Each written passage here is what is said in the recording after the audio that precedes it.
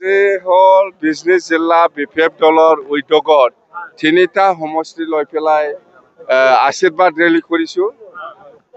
এই আশীৰ্বাদ ৰেলীত সকলো জাতি জনগোষ্ঠী সকলো শ্ৰেণীৰ মানুহে যোগদান কৰাটো আমি দেখিবলৈ পাইছোঁ আৰু মই খুব সুখী মানে ছেটিছফাইড যে তিনিটা সমষ্টিৰ ভিতৰত তিনিটাই ওলাই যাব বিপিএফে তিনিটা সমষ্টিয়ে ওলাই যাব কোনো ডাউট নাই।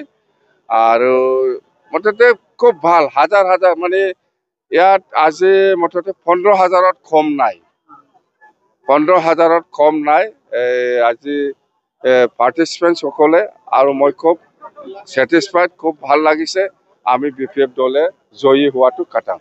প্ৰমোদ বৰাই আজি কৈছে যে বিটিচিৰ হাগামা মহিলাই আহিলে মানে বন্দুকৰ গুলি অশান্তি এইবিলাক কৈ লাজ নালাগে। এই প্ৰমোদে এইবিলাকৰ এনচাৰ নাই ভাই। প্ৰমোদে এইবিলাক কৰা মানুহটো এক্সপিৰিয়েঞ্চ আছে তাৰ এক্সপিৰিয়েঞ্চ আছে সেইকাৰণে কৈ আছে। তাৰমানে আমি যেতিয়া নেকি 15 বছৰ শাসন কৰিছিল এই সময়ত কোনে বন্দুক ধৰিছিল কোনে ডিভাইড আসাম 50-50 ন বড়োলেণ্ড ন ৰেষ্ট কৈ পেলাই আন্দোলন কৰিছিল গণ্ডগোল কোনে কৰিছিল এই প্ৰমোদ বৰাই চব কৰিছিল। তাৰ এটা এক্সপিৰিয়েঞ্চ আছে সেইকাৰণে কৈ আছে যে এইবাৰ বিপিএফ দল যদি চৰকাৰ কৰে আমি এনেকুৱা কৰিম প্ৰমোদে কৰিব। এইটো আজি প্ৰমোদে 5 বছৰ চৰকাৰ চলাইছে আমি না বন্দুক ধৰিছে না ডিভাইড আসাম 50-50 কৈছে। আমি যেতিয়া চৰকাৰ আহিব প্ৰমোদ বড়োৰ 1 মাহ 2 মাহ পিছতে ন বড়োলেণ্ড ন ৰেষ্ট ডিভাইড আসাম 50-50 আৰু গুলি ফুটাওয়া মানুহটো ইহঁতৰ দলৰ লগতে আছে আমাৰ লগত নাই। আজি গৌৰৱ গগৈয়ে কৈছে যে আপুনি আৰু প্ৰমোদ বড়ো দুয়োজনে বিজেপিৰ এজেণ্ট। মই এইবিলাক কথা দি মোৰ মাথাত নালাগে।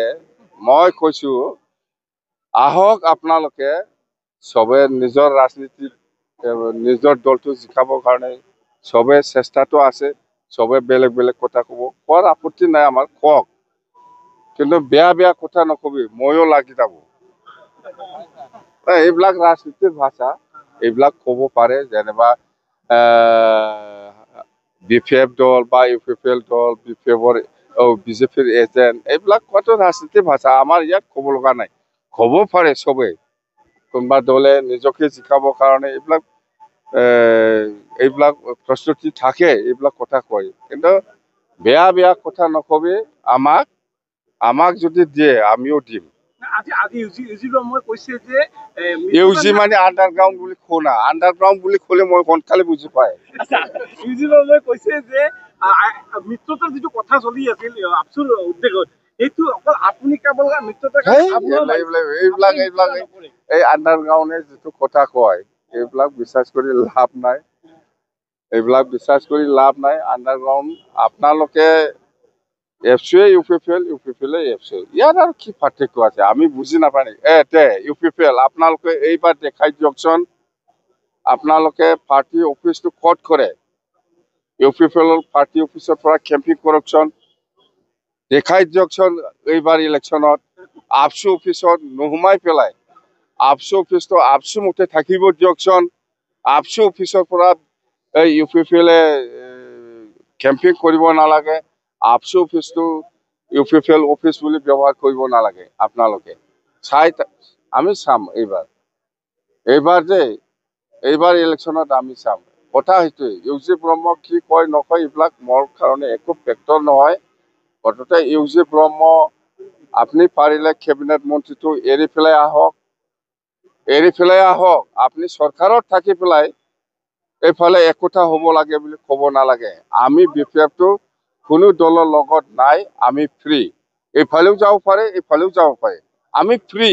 কিন্তু আপোনালোকে এতিয়া চৰকাৰত আছে NDA এইটো এৰি পেলাই আহিব লাগিব প্ৰথমত তেতিয়াহে মিলিব। আপুনি NDA লগত চৰকাৰ চলাই আছে দিছপুৰ দিল্লী BTC আৰু আমাক কৈ থাকে একগোট হ'ব লাগে।